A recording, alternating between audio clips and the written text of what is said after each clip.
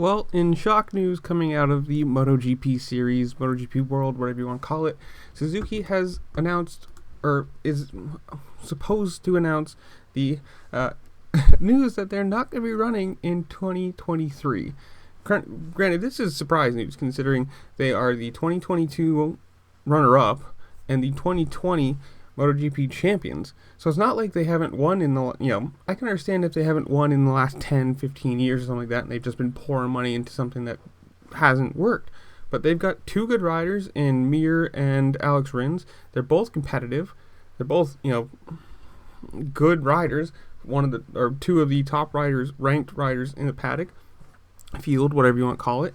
And obviously, like I said, they won in 20, and they were second in 2022, So it proves that they've got a good bike and a good team, and they're fast and they're competitive. So they're not, they're not the end of the grid, just sinking money into a sinking ship. It's strange.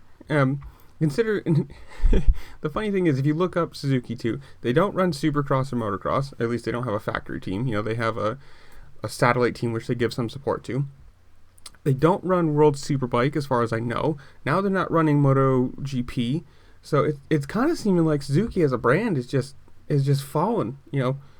What I mean by falling is just like falling off the cliff, saying screw it, we're just gonna be nothing. We're not racing. We're not putting any money into it, and we'll just be a long time brand that just kind of fiddles out and dies by itself. And it's kind of sad to see, because they are competitive. Even this year, they're still, both riders are doing well, and it's not like, again, they're not in the back of the pack being slow and useless. Like, they're two good riders, both competitive, both showing speed on a bike that looks like it's competitive. And now you get the point of, well, where do the two riders go? Because there's not like there's an extra set or new team coming out.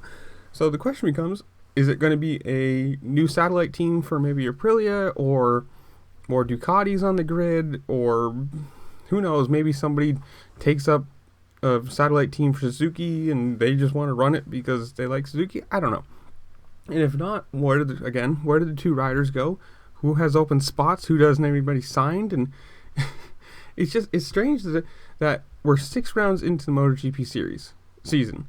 Normally this kind of news comes out in the off season, or the first, it's rumored and you kind of know something's going on, and then, maybe the first week or two it comes out and da-da.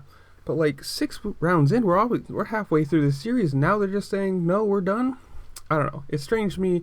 It's surprising, and it's big news at least in my mind it is. But in the comments below, tell me what you think.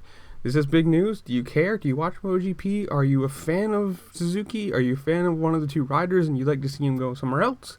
Or whatever it is, and I'll see y'all later. Peace.